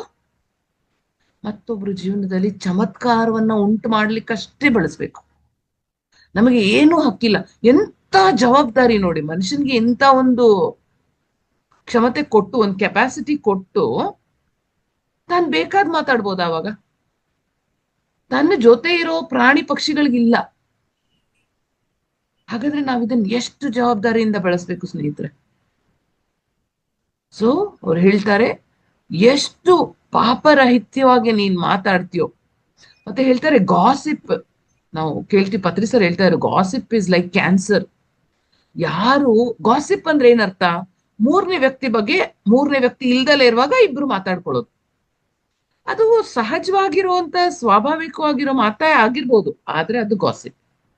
ಮೂರನೇ ವ್ಯಕ್ತಿಯ ಬಗ್ಗೆ, ಮೂರನೇ ವ್ಯಕ್ತಿ ಇಲ್ದಲೇ ಇರೋ ಅನುಪಸ್ಥಿತಿಯಲ್ಲಿ ಈ ಇಬ್ರು ಮಾತಾಡ್ಕೊಳ್ಳೋದು. ಉದಾಹರಣೆಗೆ ನಾನು ರೇವತಿ ಮೇಡಮ್ ಎಲ್ಲೋ ಸಿಕ್ಕಿದ್ವಿ, ನಾವು ಮಾತಾಡ್ಕೊಳ್ತಾ ಇದ್ವಿ ಯಾರ ಬಗ್ಗೆ? ಶ್ಯಾಮಲಾ ಮೇಡಮ್ ಬಗ್ಗೆ. ಏನ್ ಗೊತ್ತಾ, ಶ್ಯಾಮಲಾ ಮೇಡಮ್ ಅಂತೆ, ಹಿಂಗಂತೆ ಅವರು. ಏನೇ ಮಾತಾಡಿದ್ರು ಅದು ಗಾಸಿಪ್ ಆಗುತ್ತೆ, ಗಾಸಿಪ್. ಈ ತರ ಗಾಸಿಪ್ ಇಂದ ನಮ್ಗೆ ತುಂಬಾ ವೈಜ್ಞಾನಿಕವಾಗಿ ಇದರ ಬಗ್ಗೆ ಪ್ರೂವ್ ಆಗಿದೆ, ಇದು ನಮಗೆ ಒಳ್ಳೇದಲ್ಲ. ಮೊದಲಿಗೆ ನಮ್ಮ ವಿಶುದ್ಧ ಚಕ್ರ, ಗಾಸಿಪ್ ಮಾಡೋದ್ರಿಂದ ನಮ್ಮ ವಿಶುದ್ಧ ಚಕ್ರ ಹಾಳಾಗುತ್ತೆ, ಬ್ಲಾಕ್ ಆಗುತ್ತೆ. ವಿಶುದ್ಧ ಚಕ್ರ ಬ್ಲಾಕ್ ಆದ್ರೆ ನಾವು ಆಜ್ಞಾ ಚಕ್ರಕ್ಕೆ ಬರಕ್ಕಾಗಲ್ಲ, ಸಹಸ್ರಾರಕ್ಕೆ ಹಾಗಾಗಿ ನಾವು ಆಧ್ಯಾತ್ಮಿಕವಾಗಿ ಮುಂದೆ ಬೆಳೆಯಕ್ಕಾಗಲ್ಲ. ಒಂದು. ಎರಡನೇದು, ಗಾಸಿಪಿಂಗ್ ನಮ್ಮ ಎನರ್ಜಿನೆಲ್ಲ ಡ್ರೈನ್ ಮಾಡ್ಬಿಡುತ್ತೆ. ಯಾಕಂದ್ರೆ ನಮ್ಮ ಆತ್ಮಕ್ಕೆ ಗೊತ್ತು ಇದು ಸರಿ ಇಲ್ಲ ಅಂತ. ಆತ್ಮಕ್ಕೆಲ್ಲ ಗೊತ್ತು. ಆತ್ಮದ ಸಹಜ ಗುಣ ಅಲ್ಲ ಗಾಸಿಪಿಂಗ್. ಈ ಭೌತಿಕ ಶರೀರದಿಂದ ನಡೀತಾ ಇದೆ, ಮನಸ್ಸಿಂದ ನಡೀತಾ ಇದೆ ಗಾಸಿಪಿಂಗ್. ಸೊ ಮನಸ್ಸು ಒಂದು ದಿಕ್ಕಲ್ಲಿ ನಡೆದ್ರೆ, ಆತ್ಮ ಇನ್ನೊಂದು ದಿಕ್ಕಲ್ಲಿದ್ರೆ ನಾವು ಮುಂದೆ ಬೆಳಿತೀವ, ಸಿಕ್ಕಾಕೊಂಡ್ ಬಿಡ್ತೀವಿ. ಅದಕ್ಕೆ ಹೇಳ್ತಾರೆ ಮೇಡಮ್, ಧ್ಯಾನ ಮಾಡ್ತಾ ಇದ್ದೀನಿ ಯಾಕೋ ಮುಂದಕ್ಕೆ ಬೆಳೀತಾ ಇಲ್ಲ. ಯಾಕಂದ್ರೆ ಇಲ್ಲೇ ತಗೊಳಕೊಂಡ್ಬಿಟ್ಟಿದ್ವಿ. ನಮ್ಗೆ ಗೊತ್ತಿಲ್ಲದೆ ಗಾಸಿಪಿಂಗ್ ಮಾಡ್ತೀವಿ ನಾವು. ನಾನು ಗಮನಿಸಿದ್ದೀನಿ, ದೊಡ್ಡ ಮೆಡಿಟೇಷನ್ ಕ್ಯಾಂಪ್ ಅಲ್ಲಿ ಬಂದಿರ್ತಾರೆ, ಬಟ್ ಏನೋ ಮಾತಾಡ್ತಾ ಇರ್ತಾರೆ ಈ ತರ. ಗಾಸಿಪಿಂಗ್ ಮಾಡದೇ ಅಲ್ಲ, ಗಾಸಿಪಿಂಗ್ ಕೇಳಿಸ್ಕೊಳ್ಳೋದು ತಪ್ಪು. ಯಾರಾದ್ರೂ ಗಾಸಿಪ್ ಮಾಡ್ತಾ ಇದಾರೆ ಅಂದ್ರೆ ಅವ್ರ ಎದುರುಗಡೆನೆ ನಿಂತ್ಕೊಳ್ಬೇಡಿ. ನಿಮ್ ಎನರ್ಜಿ ಗಮನಿಸ್ಕೊಳ್ಳಿ, 5 ನಿಮಿಷದಲ್ಲಿ ಡ್ರೈನ್ ಆಗ್ಬಿಡ್ತೀರಾ. ಯಾಕಂದ್ರೆ ನಿಮ್ಮ ಆತ್ಮಕ್ಕೆ ಗೊತ್ತಿದೆ ತಪ್ಪಂತ. ನಿಮ್ಮ ಮನಸ್ಸು ಆತ್ಮ ವಿರುದ್ಧ ದಿಕ್ಕಲ್ಲಿ ಹೋಗಿದ ತಕ್ಷಣ ಎನರ್ಜಿ ಡ್ರೈನ್. ಒಂದು ಉದಾಹರಣೆ ಕೊಡ್ತೀನಿ ಹೆಂಗೆ ಅರ್ಥ ಆಗ್ಬೇಕಂದ್ರೆ, ಕಾರ್ ಶುರು ಆಗಿದೆ, ಕಾರ್ ಒಂದು ದಿಕ್ಕಲ್ಲಿ ಹೋಗಕ್ ಪ್ರಯತ್ನ ಪಡ್ತಾ ಇದೆ. ಕಾರ್ನ ಹಿಂದೆ ದಿಕ್ಕಲ್ಲಿ ಒಬ್ರು ಹಗ್ಗ ಎಳಿತಾ ಇದ್ದಾರೆ. ಕಾರ್ ಮುಂದಕ್ಕೆ ಹೋಗುತ್ತಾ? ಅಂಬಿಕಾ ಮೇಡಮ್ ಅರ್ಥ ಆಗ್ತಾ ಇದೆ ನಾ, ವೆರಿ ಗುಡ್. ಕಾರ್ ಮುಂದಕ್ಕೆ ಹೋಗುತ್ತಾ? ಮುಂದೆ ಆಕ್ಸಿಲರೇಟರ್ ಹಾಕಿ ಟ್ರ ಎತ್ತಾ ಇದ್ದಾನೆ, ಆದ್ರೆ ಹಿಂದೆ ದೊಡ್ಡ ಹಗ್ಗದಿಂದ ಒಬ್ರು ಎಳಿತಾ ಇದ್ದಾರೆ. ಹಾಗೆ ನೀವು ಧ್ಯಾನ ಮಾಡಿ ಮುಂದೆ ಹೋಗೋ ಪ್ರಯತ್ನ ಪಡ್ತಾ ಇದ್ದೀರಾ, ಜೊತೆ ಗಾಸಿಪ್ ಮಾಡ್ತಾ ಇದ್ದೀರಾ. ಗಾಸಿಪ್ ಹಿಂದೆ ಎಳೆಯುತ್ತೆ ನಿಮ್ಮನ್ನ. ಗಾಸಿಪ್ ಕೇಳೋದ್ ಬೇಡ, ಗಾಸಿಪ್ ಮಾತಾಡೋದ್ ಬೇಡ. ಯಾರ ಬಗ್ಗೆನು ನಕಾರಾತ್ಮಕವಾಗಿ ಮಾತಾಡ್ಬೇಕು. ಅವ್ರು ಕೇಳಿಸ್ಕೊಳ್ತಾರಲ್ಲ, ನಮ್ಮ ಆತ್ಮ ಕೇಳಿಸ್ಕೊಳ್ತಾ ಇದೆ. ನಾವು ಅವ್ರ ಬಗ್ಗೆ ಎಲ್ಲ ಯೋಚನೆ ಮಾಡ್ತಾರ, ನಮ್ ಬಗ್ಗೆ ಯೋಚನೆ ಮಾಡ್ಕೊಳ್ಬೇಕು. ನಮ್ ವಿಶುದ್ಧ ಚಕ್ರದ ಬಗ್ಗೆ ಯೋಚನೆ ಮಾಡ್ಕೊಳ್ಬೇಕು. ಕೇಳಿಸ್ಕೊಳ್ಳೋದ್ ಬೇಡ, ಮಾತಾಡೋದ್ ಬೇಡ, ಅಲ್ಲಿಂದ ಮುಂದಕ್ಕೆ ಕೊಟ್ಟೋಗ್ಬಿಡಿ. ಮತ್ತೆ ಸತ್ಯ ಹೇಳಿ, ಹಿಂಗೆಲ್ಲ ಮಾತಾಡ್ಬೇಡ್ದು ಅಂತ ಹೇಳಿ. ಅವಾಗ ನಿಮ್ಮ ವಿಶುದ್ಧ ಚಕ್ರ ಇನ್ನ ಆಕ್ಟಿವ್ ಆಗಿರುತ್ತೆ. ವೆನ್ ಅದರ್ ಪೀಪಲ್ ಡು, ಬೇರೆಯವ್ರು ನಮ್ಮ ಹತ್ರ ಆ ತರ ನಡ್ಕೊಂಡ್ರೆ ಕೇಳಿಸ್ಕೊಳ್ಳಬೇಡಿ. ನಿಮ್ ಎದುರುಗಡೆ ಮಾಡ್ತಾ ಇಲ್ಲ, ನೀವ್ ಇಲ್ದೆ ಹಿಂದೆ ತರ ಮಾಡ್ತಾರೆ, ಇಗ್ನೋರ್. ಓಕೆ ಮಿಲನ, ಉದಾಹರಣೆಗೆ ಯಾರೋ ಹಿಂಗೆ ಹೇಳಿದ್ನಂತೆ, ಒಬ್ಬ ಗುರು ಹತ್ರ ಒಬ್ಬ ಶಿಷ್ಯ ಹೋಗಿ ಹೇಳಿದ್ನಂತೆ, ಏನ್ ಗೊತ್ತಾ ಗುರುಗಳೇ, ನನ್ ಬಗ್ಗೆ ಏನೇನೋ ಮಾತಾಡ್ಕೊಳ್ತಾ ಇದಾರೆ ಎಲ್ಲರೂ, ನಂಗೆ ತುಂಬಾ ಬೇಜಾರಾಗ್ತಾ ಇದೆ, ನೀವು ಬನ್ನಿ ಅವ್ರಿಗೆಲ್ಲ ಬೈರಿ ಅಂತ ಶಿಷ್ಯ ಒಬ್ಬ ಗುರು ಹತ್ರ ಹೇಳಿದ್ನಂತೆ. ಈಗ ಹೇಗೆ ಮಿಲನ ನನ್ನ ಹತ್ರ ಹೇಳಿದ್ರು ಆತರ. ಅದಕ್ಕೆ ಗುರು ಹೇಳಿದ್ನಂತೆ, ಒಂದ್ ಗ್ಲಾಸ್ ನೀರ್ ತಂದ್ಬಿಟ್ಟು ಒಂದ್ ಸ್ಪೂನ್ ಉಪ್ಪು ಹಾಕದಂತೆ, ಕುಡ್ದು ನೋಡು ಹೇಗಿದೆ ಈ ನೀರ್ನ ಅಂತ. ತುಂಬಾ ಉಪ್ಪಾಗಿದೆ. ಸರಿ ಆಯ್ತು ಬಾ ಅಂತ ಕರ್ಕೊಂಡು ಹೋದ, ನದಿ ಹತ್ರ ಕರ್ಕೊಂಡು ಹೋದಂತ. ನದಿ ಹತ್ರ ಕರ್ಕೊಂಡು ಹೋಗಿ ಒಂದು ಮುಟ್ಟಿ ತುಂಬಾ ಉಪ್ಪನ್ನ ನದಿಗೆ ಹಾಕಿ, ಈಗ ನೀರ್ ಕುಡಿಯೋ ಅಂದ್ರಂತ. ಸ್ವೀಟ್ ಆಗಿದೆ. ಯಾಕೆ ಇದು ಸ್ವೀಟ್ ಆಗಿದೆ, ಇದ್ಯಾಕೆ ಉಪ್ಪಾಗ್ಲಿಲ್ಲ? ಇದು ದೊಡ್ಡ ಗಾತ್ರ ಅಲ್ವಾ? ಹಾಗೆ ನಿನ್ನ ಮನಸ್ಸು ಅಷ್ಟು ದೊಡ್ಡದಾಗಬೇಕು. ಯಾರೇ ನಿನ್ ಬಗ್ಗೆ ಹುಳಿ ಮಾತಾಡಿದ್ರು ನಿನ್ನ ಮನ್ಸು ಎಷ್ಟು ದೊಡ್ಡದಿರ್ಬೇಕು, ನಿನ್ನ ಹಾರ್ಟ್ ಅಷ್ಟು ಓಪನ್ ಆಗಿರ್ಬೇಕು. ಇದೆಲ್ಲ ನಿನ್ ತಲೆನೆ ಕೆಡ್ಸ್ಕೊಳ್ಬೇಕು. Just ignore. ಅದು ಅವ್ರ ಪ್ರಾಬ್ಲಮ್. ಅವ್ರು ಗಾಸಿಪಿಂಗ್ ಮಾಡ್ತಾ ಇದಾರೆ ನೀವು ಇಲ್ದಲ್ಲೇ ಇರುವಾಗ ಅಂದ್ರೆ ನಮ್ ಪ್ರಾಬ್ಲಮ್ ಅಲ್ವೇ ಅಲ್ಲ. ಅದಕ್ಕೆ ನಮ್ಗೆ ಏನು ತೊಂದರೆ ಕೊಡಲ್ಲ, ಅದು ನಾವು ಮಾಡ್ಬೇಡ್ದಷ್ಟೇ. So be impeccable with your words. ಏನು ಗಾಸಿಪಿಂಗ್ ಮಾಡೋದ್ ಬೇಡ. ವೈಟ್ ಮ್ಯಾಜಿಷಿಯನ್ ಆಗ್ಬೇಕು ನಾವೆಲ್ಲರೂ, ಬ್ಲ್ಯಾಕ್ ಮ್ಯಾಜಿಷಿಯನ್ ಆಗಬೇಡ್ದು. ಎರಡನೇ ಅಗ್ರಿಮೆಂಟ್ ಹೋಗೋಣ. ಮೊದಲನೇ ಅಗ್ರಿಮೆಂಟ್ ಎಲ್ರಿಗೂ ಕ್ಲಿಯರ್ ಇದೆನಾ? ಬಿ ಇಂಪೆಕಬಲ್. ನಿಮ್ಮ ಪದಗಳು, ನಿಮ್ಮ ವಾಕ್ಕ್ಷೇತ್ರ ಪಾಪರಹಿತವಾಗಿರ್ಬೇಕು. ಓಕೆ, ದಿವ್ಯಾ ಮೇಡಮ್ಗೆ ಅರ್ಥ ಆಗಿದೆ. ಓಕೆ, ಕ್ಲಿಯರ್ ಇದೆ ಅಲ್ಲ ಇಲ್ಲಿವರೆಗೂ? ಎರಡನೇ ಅಗ್ರಿಮೆಂಟ್ ಹೋಗೋಣ. ಎರಡನೇ ಅಗ್ರಿಮೆಂಟ್, ಯಾರ್ದೇ ಮಾತಾಗ್ಲಿ, ಯಾರ್ದೇ ಭಾವನೆ, ಆಲೋಚನೆಗಳು, ಯಾರ್ದೇ ಕಮೆಂಟ್ಸ್ ನ ನಿಮ್ಮ ಮನಸ್ಸಿಗೆ ತಗೊಳ್ಬೇಡಿ. Don't take anything personally. ಉದಾಹರಣೆಗೆ ನಾನು ರೇವತಿ ಮೇಡಮ್ ಹೇಳ್ತೀನಿ, ಏನು ಮೇಡಮ್ ರೇವತಿ ಮೇಡಮ್ ನೀವು ತುಂಬಾ ಮಾತಾಡ್ತೀರಪ್ಪ, ನಂಗೆ ಇಷ್ಟನೇ ಆಗಲ್ಲ ಅಂತ ನಾನ್ ಹೇಳ್ದೆ. ರೇವತಿ ಮೇಡಮ್ ಅದನ್ನ ಮನ್ಸಿಗೆ ಹಚ್ಕೊಳ್ಬೇಕಾ? ಏನೋ ಹೇಳ್ತಾವ್ರೆ ಈ ಛಾಯಾ ಮೇಡಮ್ಗೆ ಬುದ್ಧಿ ಇಲ್ಲ ಅಂತ ಅವ್ರು ಅನ್ಕೊಳ್ಬೇಕಷ್ಟೇ. ಎಸ್ ಅಂಬಿಕಾ ಮೇಡಮ್, ನೋ, ತಗೊಳ್ಬೇಡಿ ಮನ್ಸಿಗೆ. ಯಾಕೆ? ಯಾರೋ ಇಂಗ್ಲಿಷ್ ಅಲ್ಲಿ ಒಂದು ಸೇಯಿಂಗ್ ಇದೆ, what Ana says about Mary speaks more about Ana than Mary. ನಾ ಇನ್ನೊಂದ್ಸಲಿ ರಿಪೀಟ್ ಮಾಡ್ತೀನಿ, ಕನ್ನಡ ಎಲ್ಲ ಅರ್ಥ ಆಗೋರ್ಗೆ ಮತ್ತೆ ನಾನು ಭಾಷಾಂತರ ಮಾಡ್ತೀನಿ. What Ana speaks about Mary speaks more about Ana than Mary. ಅಂದ್ರೆ ಈಗ ನಾನು ರೇವತಿ ಮ್ಯಾಮ್ ಬಗ್ಗೆ ಏನೋ ಹೇಳ್ತಾನೆ ಇದ್ದೀನಿ, ಹಿಂಗೆ ಇವ್ರು, ಅವ್ರು ಹಂಗೆ, ಅವ್ರು ಹಿಂಗೆ ಅಂತ. ಇದ್ರಲ್ಲಿ ನನ್ ಬಗ್ಗೆ ನನ್ ಕ್ಯಾರೆಕ್ಟರ್ ಗೊತ್ತಾಗ್ತಾ ಇದೆಯಾ, ರೇವತಿ ಮೇಡಮ್ ಕ್ಯಾರೆಕ್ಟರ್ ಗೊತ್ತಾಗ್ತಾ ಇದೆಯಾ? ನನ್ ಕ್ಯಾರೆಕ್ಟರ್ ಬಗ್ಗೆ ತಾನೆ ಎಲ್ರಿಗೂ ಗೊತ್ತಾಯ್ತು.